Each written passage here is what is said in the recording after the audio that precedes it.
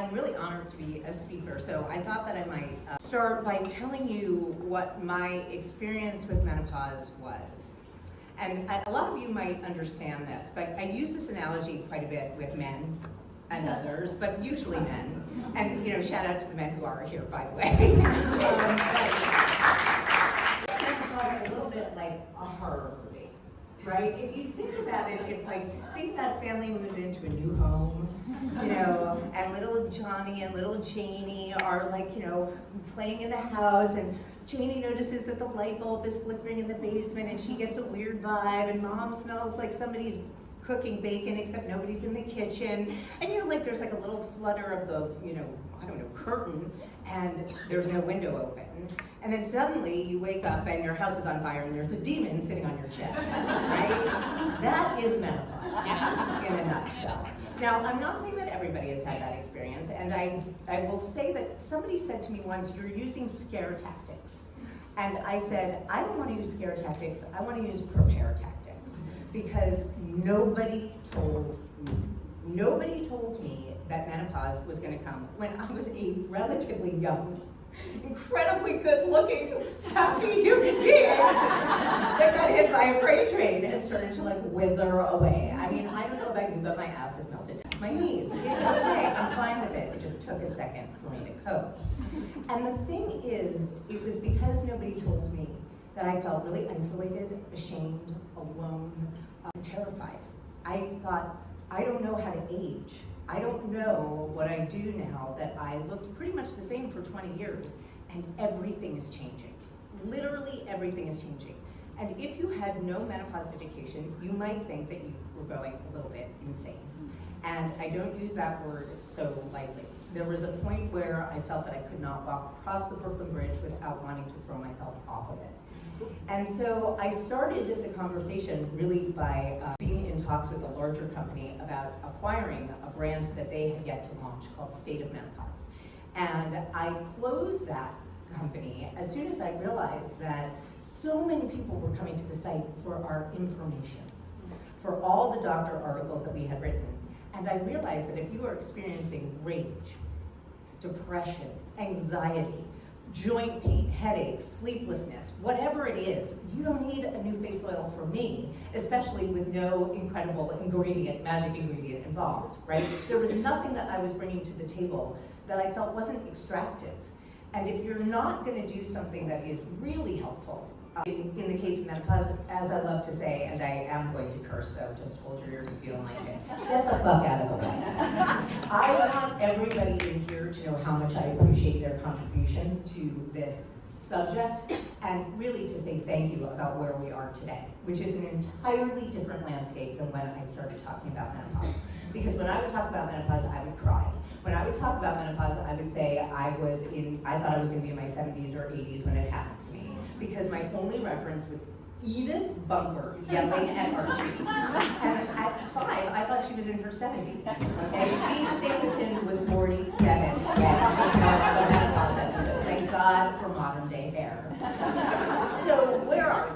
What is the state of menopause, right? The state of menopause is now something that I own. It's a trademark that I have. It's an intellectual property that I have. And the only thing that I want to do with it is to advocate for people who are about to be in it or going to go into it at some point in the future, whether that is medical menopause, surgical menopause, non-binary menopause, and the different ways that different people experience menopause, because it is not a one narrative story, which is why I'm so excited we have so many great storytellers here tonight.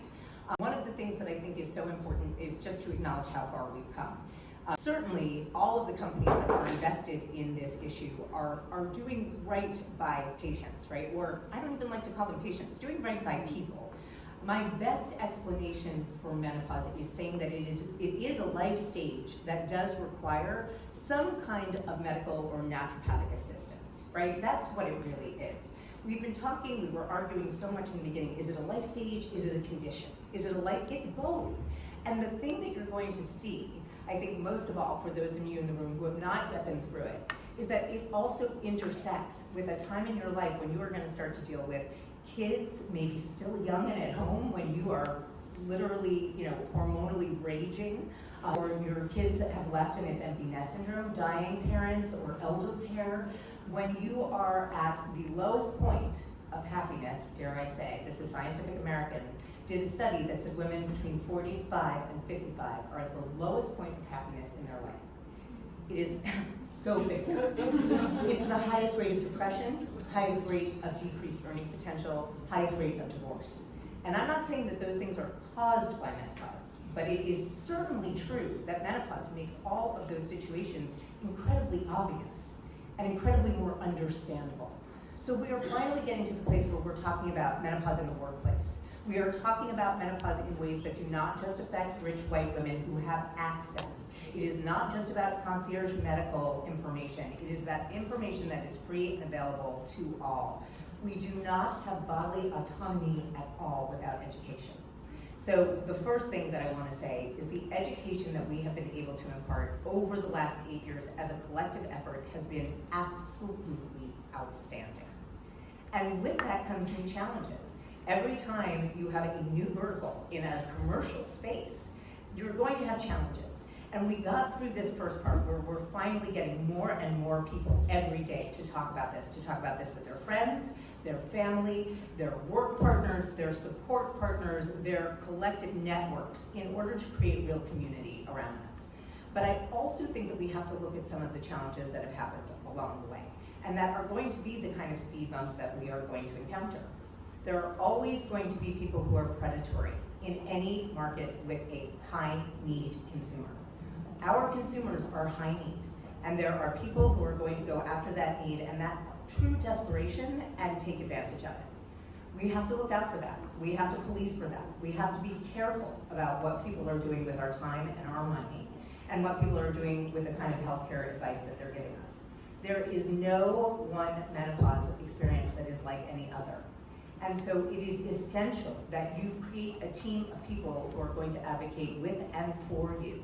That includes your doctor, your gynecologist, your endocrinologist. Any of the doctors that you deem necessary should be a part of this experience. And also, by the way, if you find that a doctor is blowing you off or not taking your needs seriously, you have permission to fire them. Because you know what else ended after my period? People pleasing. I don't care what you think. If I am not getting what I need from my doctor, I'm going to fire my doctor. If I'm not getting what I need from a therapist, I'm going to fire a therapist. I'm going to create the path that's right for me now. And as people that we consider to say, people in menopause do a lot of caretaking. And this is hormonal and physiological in so many ways. We do have to make room for the people who are not taking care of kids, not taking care of parents, people who are just going through this experience and what that looks like for them. There's also an incredible opportunity here to start thinking about the intersection of menopause and longevity, and menopause and death. Because I will be honest, when I started talking about menopause, people told me that I was committing career suicide. And I'm like, I didn't. I can talk about fashion and menopause. And one of the things that also came out of it was that menopause was kind of like a dirty word. People were telling me I was going to commit career suicide because menopause was like, ooh, you're talking about aging, or you're talking about inching closer to death. Well, death is the other thing we don't love to talk about, and we don't take very good care of our elderly in this country. Once you turn the menopause corner, you are looking at the back half. That doesn't have to be a bad thing. To me, that is such an inspiring thing. Do all the things you want to do, right? Your someday is today.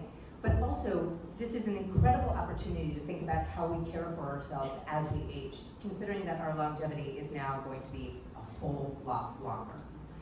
I wish Diane Keaton's had been, but I also, right, everybody in this room, I mean, I can just cry my eyes out. But I see so much opportunity in this space, both from the entertainment sector, from the medical sector, from the naturopathic sector, and from the community building aspect sector.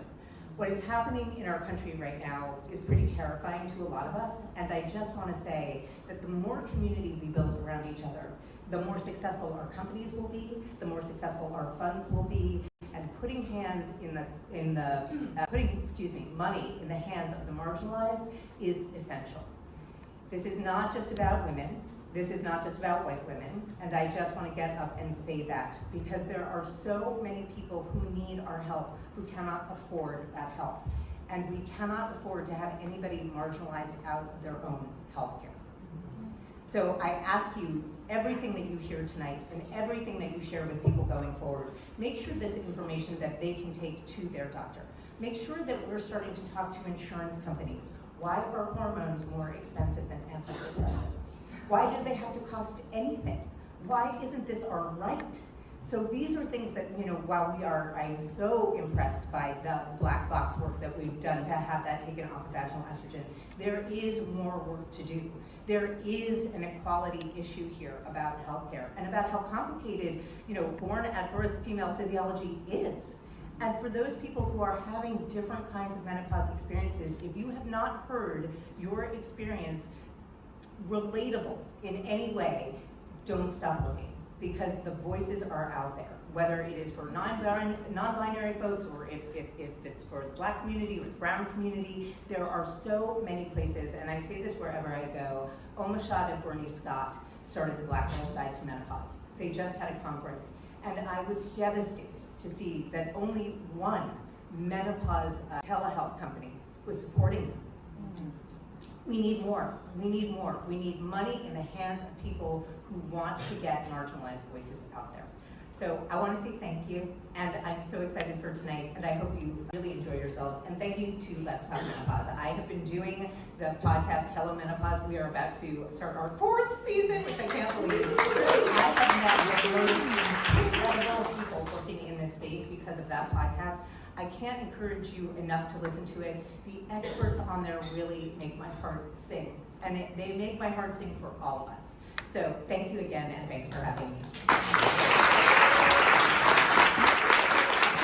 Everyone, we're super excited to be here. As someone who talks about midlife and writes about midlife and produces stuff about midlife, I can't be more thrilled to be up here at this event talking about this much needed conversation. So I want to first start by thanking Let's Talk Menopause for really all the work that they've done on normalizing menopause and the conversation around that, because it has truly been an on-ramp to talk more about midlife and aging, and midlife particularly as this wider, complicated, explosive, so much to unpack that we haven't unpacked.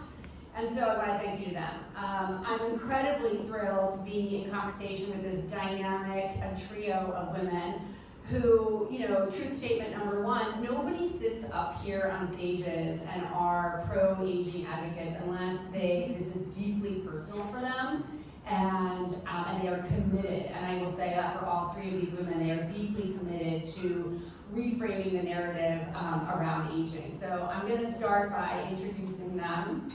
I'll start with Constance all the way at the end. Constance Zimmer, she needs really no introduction because you've seen her on so many different shows, from Entourage to House of Cards to many seasons of Lifetime's Unreal. But what you probably don't know is all the work and her passion behind more recent projects, including the much anticipated theater production of the Midlife Monologues, who Abby co-created with Abby Epstein, who's in the house. Raise her hand, there she is. As well as her just launched podcast called Talk 50 to Me with co-host Heidi Clements. So thank you for being here. And moving on, we're going to race through everything because we only have 25 minutes, I think. I'm going to start on the other end, which is Dina Aaronson. Dina has been a friend of mine for years. She is the co-editor of an amazing anthology that I highly recommend that you purchase and buy, small plug, called Midlife Private Parts, revealing essays that will change the way you think about aging.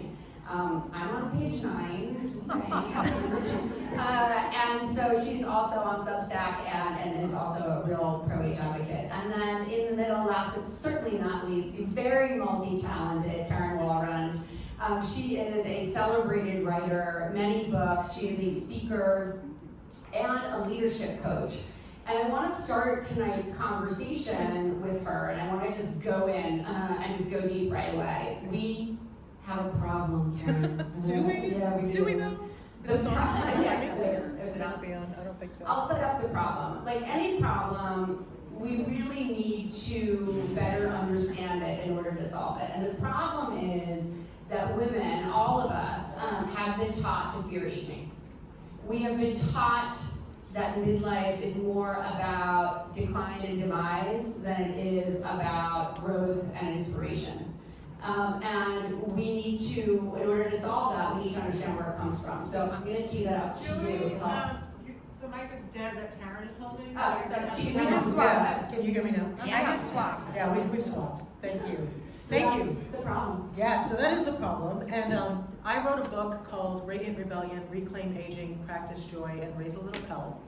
Yeah. And the book, I will tell you, I started writing this book thinking, I am so okay with aging that I want to educate the masses on how great it was. Not realizing actually how steeped in ageism we all are, right? And the book actually starts with why do we hate aging? Like, how did that happen? And it turns out that somebody else studied it. Her name is Dr. Laura Hirschbein, and she's a medical historian and psychiatrist. And she wanted to know the answer to that question too. Did we always hate aging?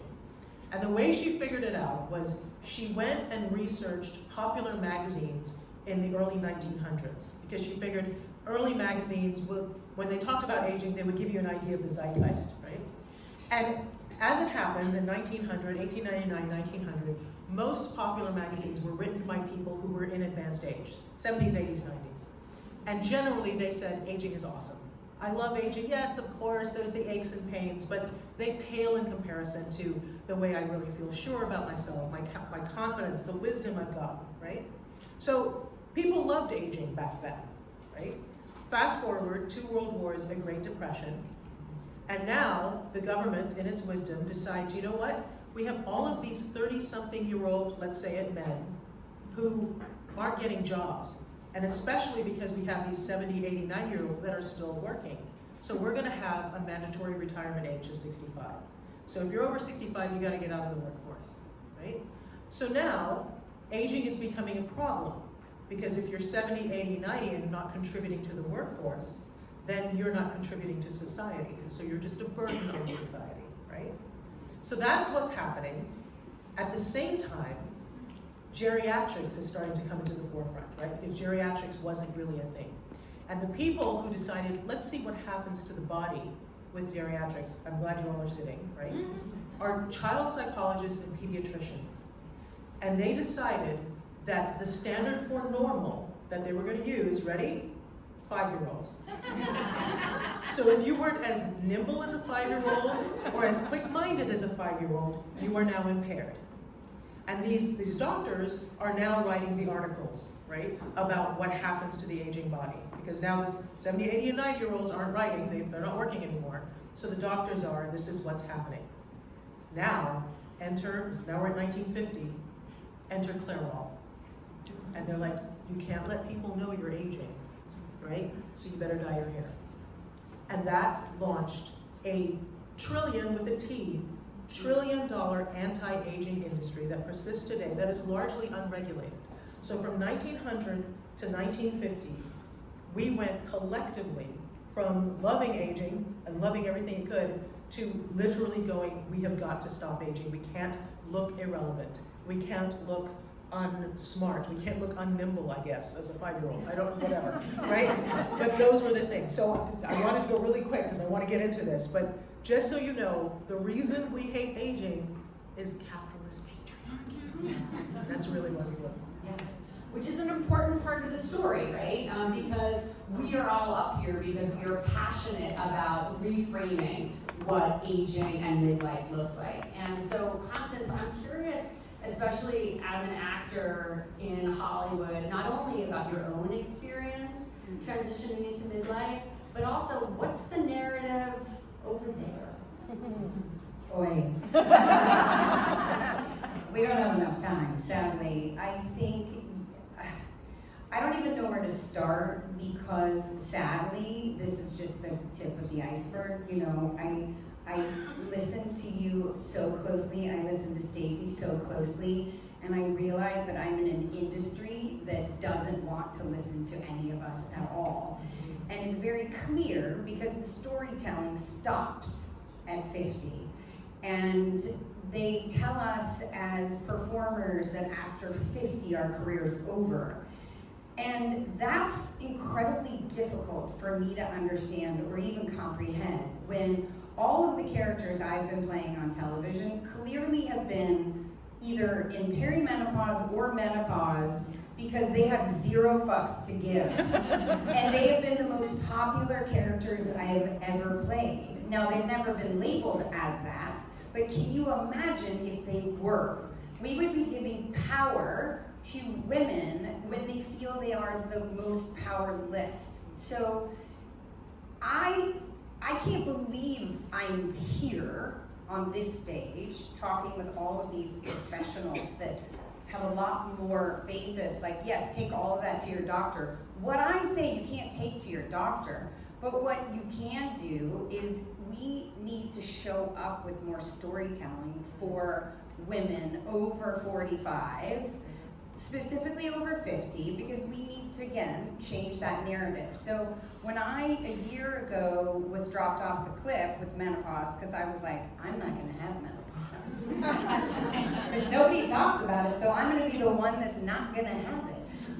And then I realized, oh wait, shit, we're all gonna get it.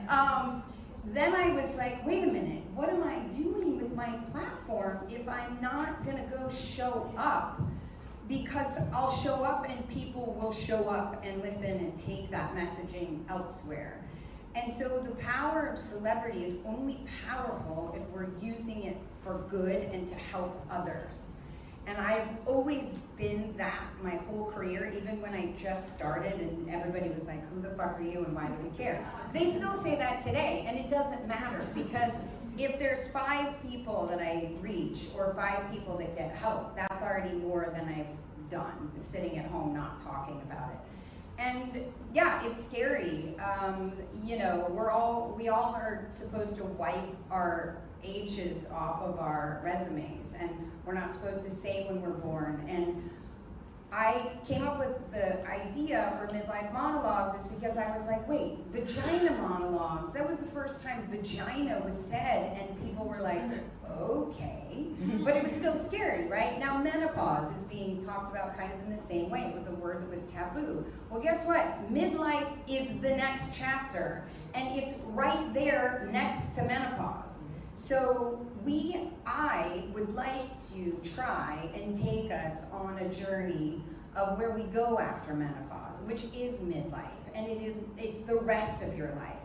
And the rest of your life is just as fucking important as the first part of your life, if not more important, because now it's about you. And we have to take that storytelling and we have to go and show that it matters. So I'm gonna try, I'm really gonna do my damnedest for all of you in this room and all women all over the world. Whatever, no big deal. But you know, it's like I also got, my podcast comes out at the end of the month, and it's Talk 50 to me because women over 50 are not given a space to talk. Yes. So that is for me what I'm hoping that once more people that have these platforms to stand on are saying, I'm 58, I'm 56, I'm 53, I'm 51. We've got to take the taboo off of saying how old we are. We need to be fucking proud that we're here. We're all so fucking lucky that we are aging and we are doing the work. So that's all I got.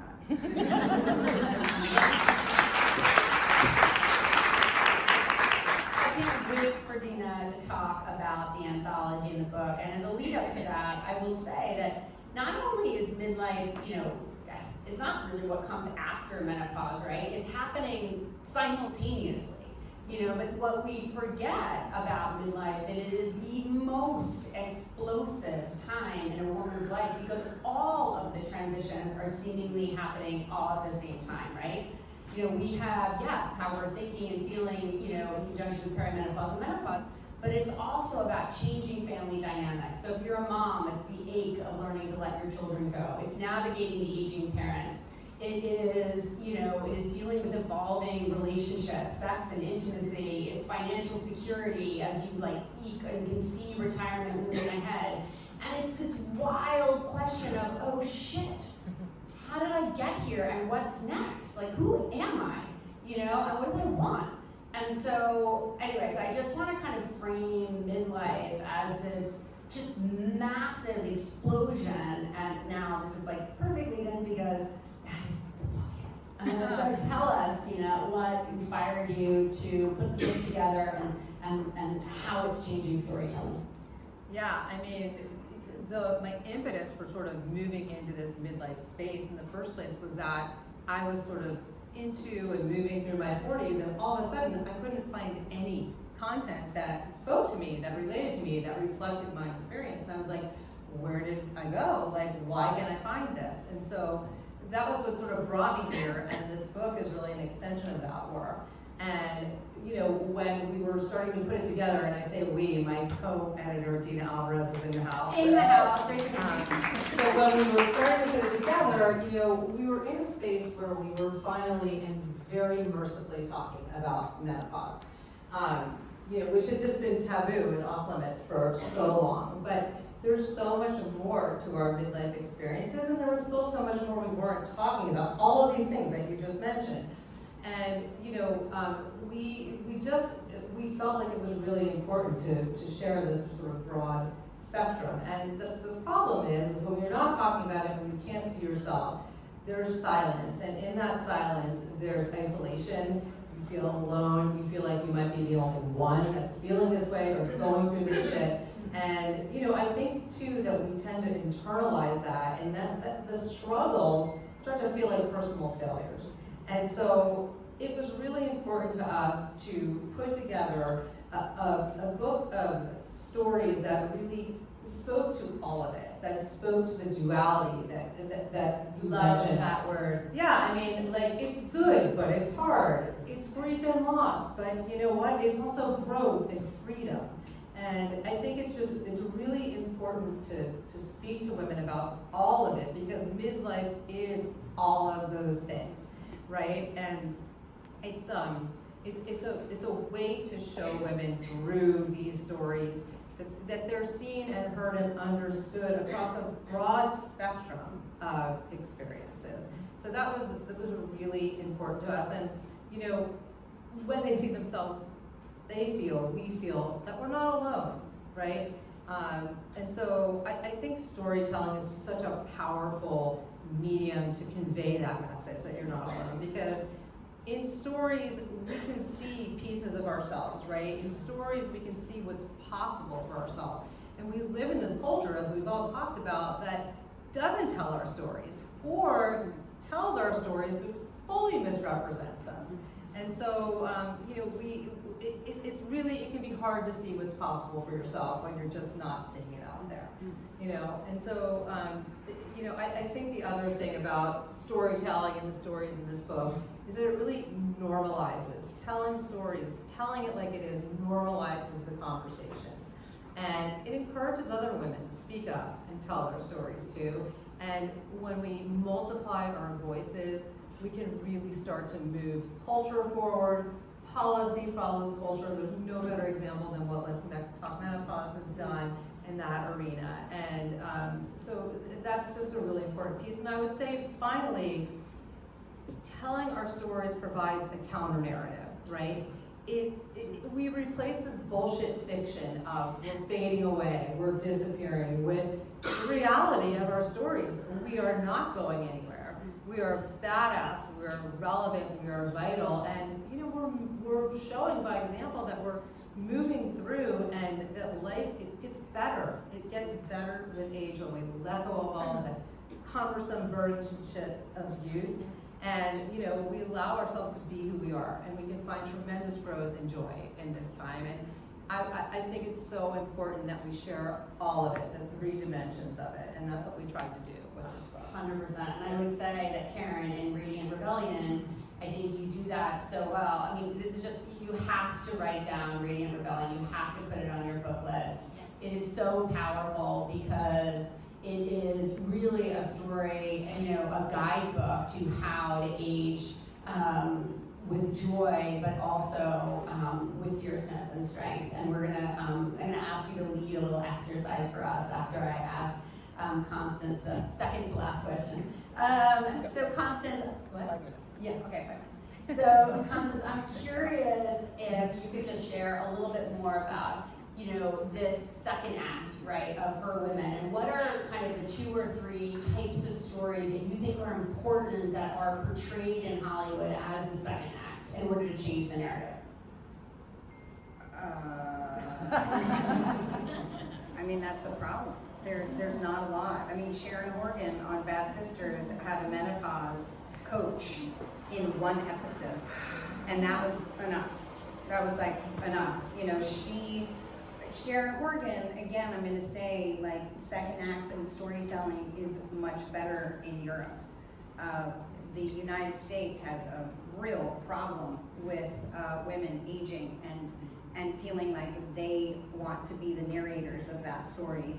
And so, Sally Wainwright has a show coming out called Riot Women, and it's on the BBC. How do we get to watch it, right? And it's like, she's doing all these interviews, and the interviewers are asking her, who's this story for? Is it really just for menopausal women?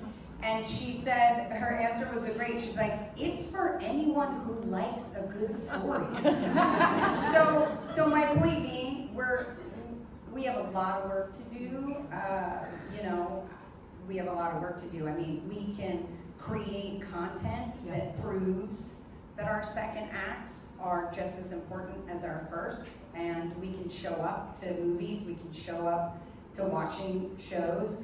It's like I don't know if I can say it, but it's like, Julia and I and Abby are, trying to launch a documentary about women in their second act because it is that important.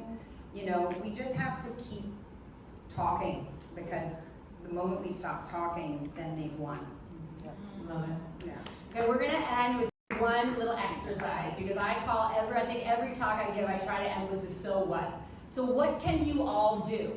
I think we all need to model what aging and midlife looks like, and so I've asked Karen to lead us in a little life coaching exercise that I found very powerful. So there's 2 things, I think, of what we can do. The first thing that we need to do is sort of join the rebellion, right? Join the radiant rebellion and show what really getting older looks like.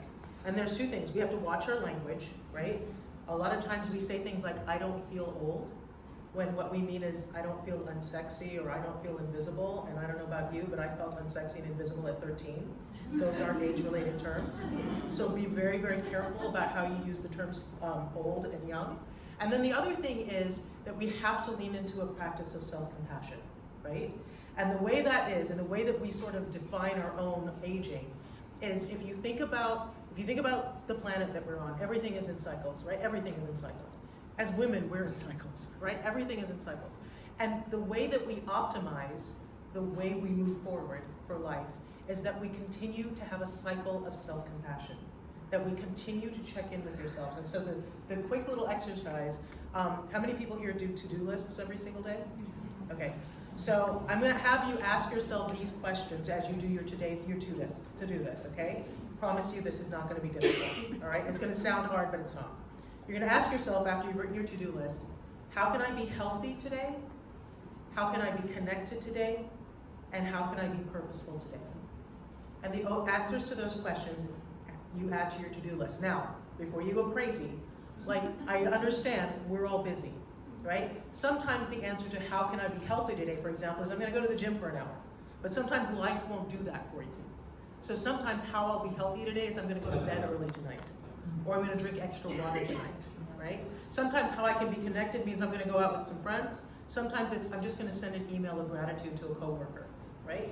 But whatever it is, you answer those 3 questions. And the self-compassion practice is not ticking those off every single day, because some days you won't. But it's the practice of checking in with yourself on those 3 things every day. How am I being healthy to myself? How am I being connected? And how am I being purposeful? And hopefully I've done this within the 5 minutes before the big book comes. But thank you guys. Thank you all.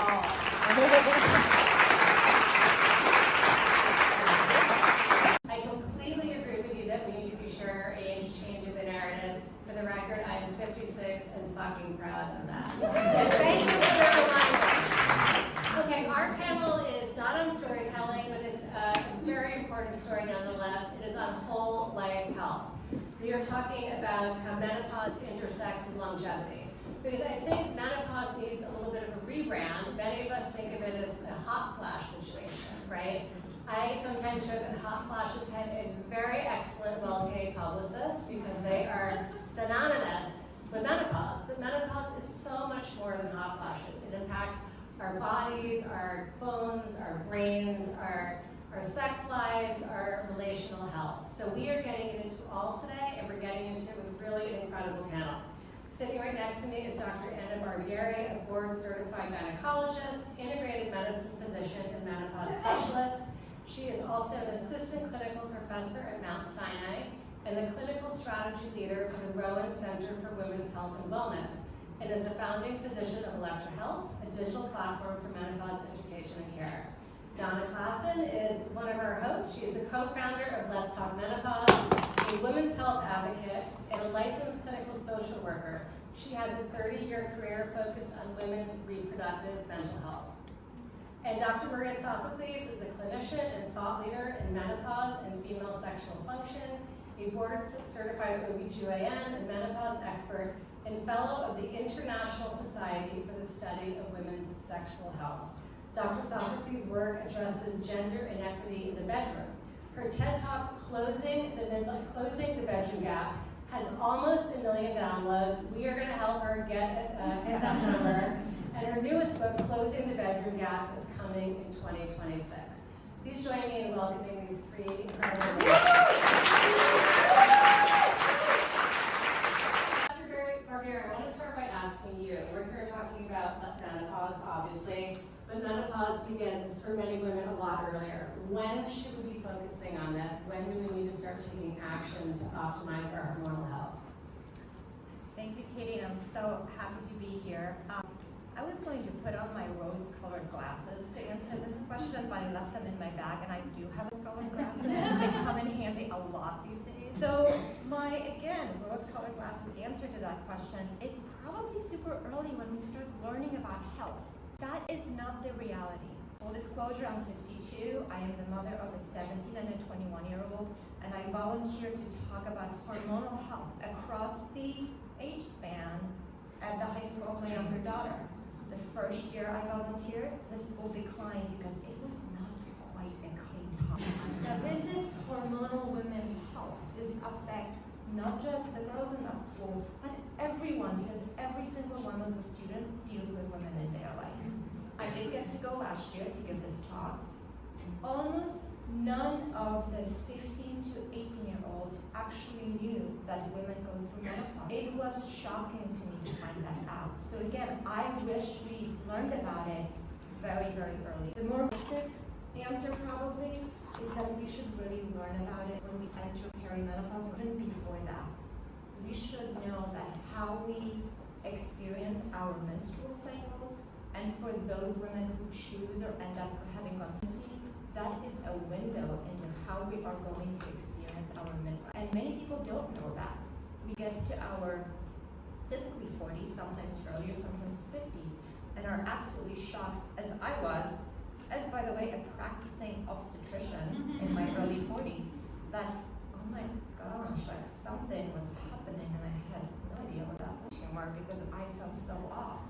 So we have a lot of work to do. We have a lot of learning ourselves. We have a lot of work to do as far as educating our med students and providers, and we have a lot of work to do as far as sharing information with younger women. So perimenopause is the time where we're sort of more realistically paying attention to this. Let's get a quick read of the room. Can you put your hands up in the air if you're in perimenopause? Put your hands up if you have no idea what perimenopause is. This is a safe space, you can do that. How about menopause? Beyond, well beyond. Okay, so this is, it looks like it's a mixed room. We've got perimenopause, a little confusion, menopause, and well past it. So a follow-up question for you, Dr. Barbieri. The women in this room are really smart and savvy. We know that they have been following the news that they need to, eat protein, heavy lifting, right? Have you guys seen that on Instagram? this is like probably your new hobby, is heavy lifting and protein eating. So we've got that message. But I do think that no one talks enough about maybe metabolic health.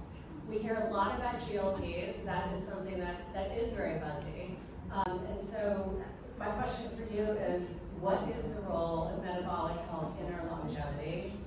And from your point of view, what are the best levers or tools that we should be using to optimize our health?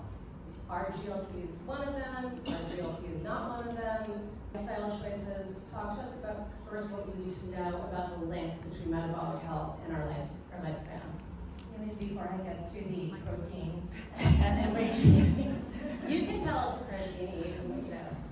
So let's maybe start with by defining what I talk about cardiometabolic health. It really has to do with cardiovascular health and our women. It's a fact that most women, actually the number one cause of death in women is cardiovascular disease. It's also a fact that when we enter, so even before our periods change, even before somebody has their first hot flash, cardiometabolic health changes. Typically, we will see things like rising insulin resistance. What that means is our bodies don't process energy we take in, and especially carbohydrates, the same way. We see, that's it. We see a rise in cholesterol numbers a lot, and things like LDL, and we see a rise in weight, right? Who is here has been surprised that, oh my gosh, I'm doing the same thing. It's like the story I tell myself, the story I hear from patients all day long. I'm doing the same thing, I'm gaining weight, and it's around here. And my periods are regular, and my doctor told me it's not my hormones. Well, the midlife hormonal transition carries cardiometabolic consequences to it. It is natural, but yet this happens. And there are some tools we can use to prepare for that, to pass through this transition gracefully, and to maximize our health for now and for the future. Unfortunately, and this is sort of a stark statement, but this midlife cardiometabolic change in most of us is actually somewhat inevitable.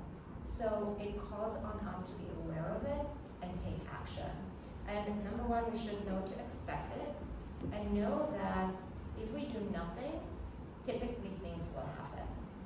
So making choices, and I think we'll talk about just preparing for this phase of life, but making certain choices when it comes to our nutrition, when it comes to exercise, when it comes to self-acceptance, and what does the line lie between healthy aging, self-compassion, not having too many things to do on our to-do list, but yet acting on risks and straying that's extremely important. So I would say the mindset of focusing on our health now, of looking to our future health, acting on that, the mindset of muscle conservation and building, because we start to lose muscle a lot past the age of 40 before we hit menopause. The mindset of making the right choices when it comes to nutrition, activity, mental health, relationships, hormone therapy, those are the three extremely important things.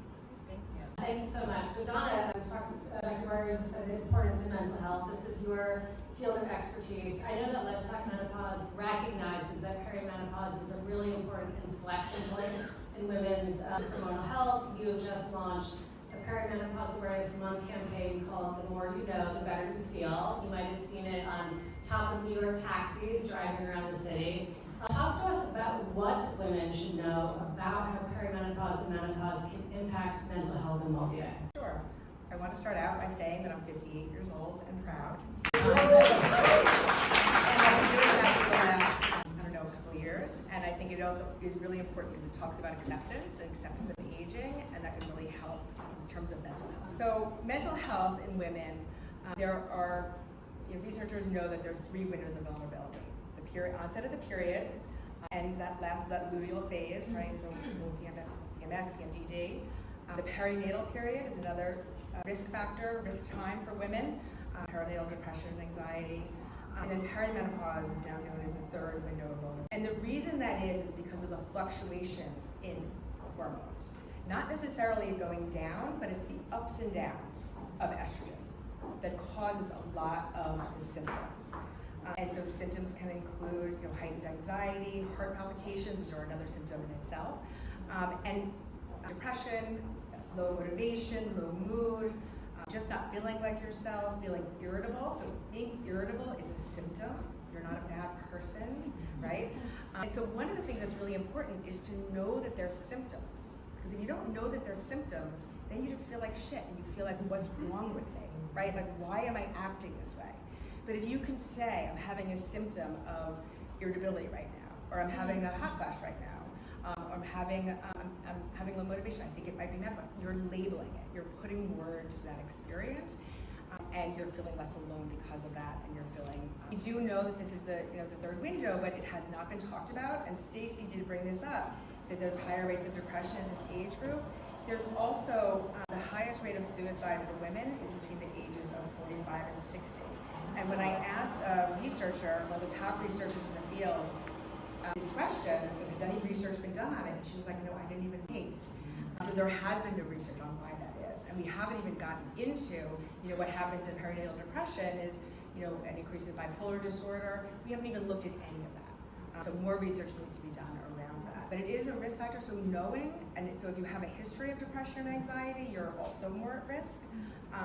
But also, you can also come out of it as well. Thank you, Donna. Dr. Sophocles, I want to turn to your area of expertise. With 1 million downloads almost of your TED Talk, people are clearly hungry for information on how to close the bedroom gap, improve their sex lives. But I know from having conversations with women in my own life, sometimes people think that a sex life is nice to have, right, but not a must-have. What do you see as the importance of having sexual wellness be part of our menopause care toolkit, but also our longevity care toolkit? Right, thank you. It's definitely both. I feel pretty strongly about it, partly because I've spent 30 years, like Dr. Barbieri, well, she's much younger than I am, so she spent less than 30 years, but we've, because I'm 60 and proud of it, and I'll tell you it's 60. But I think that the reason I feel so strongly about sexual health being a little bit overlooked is, as a menopause specialist, I spent so many years hearing women ashamed of being in menopause or not sure, feeling broken, all that stuff. And hot flashes, like you said, are out. They're out of the closet. Everyone knows about them. Everyone can talk about them. And same in Hollywood even. We can get scenes where you can see someone having a hot flash.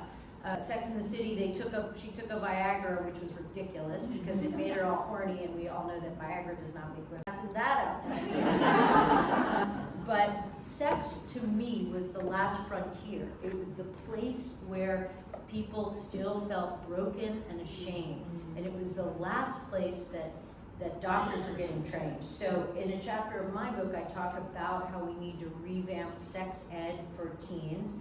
We need to model it off of the Dutch system where they start at age 4. We need to make it pleasure-focused, not fear-focused. We also need to revamp medical education. The fact that 92% of doctors are not trained in menopause, and yet 100% of women are menopausal, is a disgrace. So those are two of my big dreams.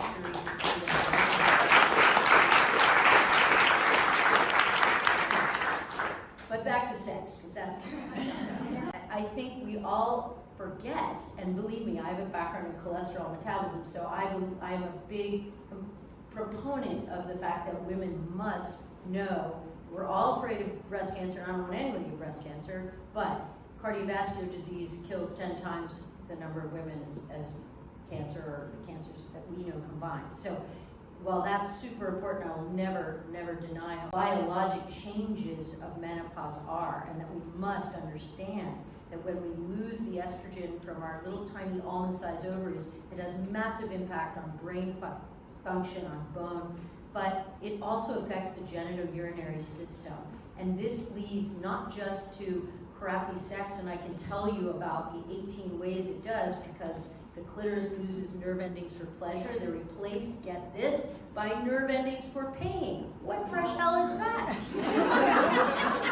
The vagina gets shorter, it gets more constricted. Our Neiman Marcus collagen gets replaced by IKEA quality collagen, which was, a wonderful store to go to for my kids' bunk beds, but not what I want my vagina to be made out of. And so we have to ask ourselves, is sexual health even important to us? And the answer is it should be. And it should be because if you listen to all these spectacular women talking about how this is our next chapter.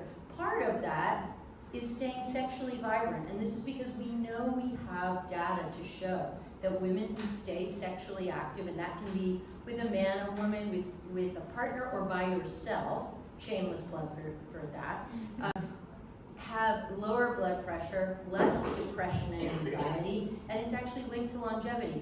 So if you don't do it because it's fun, do it because you'll live longer. Wait,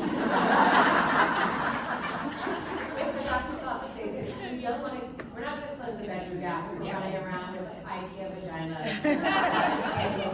So what do you see as the role of HRT broadly in helping with our tissues, and what specifically is the role of testosterone? Okay, yeah, testosterone has to get mentioned tonight, but, and HRT's been, I'm sure, beaten to death on these panels, I know, but HRT has positive effects on the genitourinary system. It does, but I think of HRT and the bladder and vagina as sort of like I used to live way outside of Philadelphia, and it was the last stop on the train, and by then you're like, and it's the same thing, there's just not enough. The doses are so low that by the time it gets to bladder, vagina, vulva, there's very little. So I'm gonna beg, I will get on a knee and beg you all to please beg your clinician for vaginal estrogen. It's liquid gold, it's safer than Tylenol, it does not cause autism,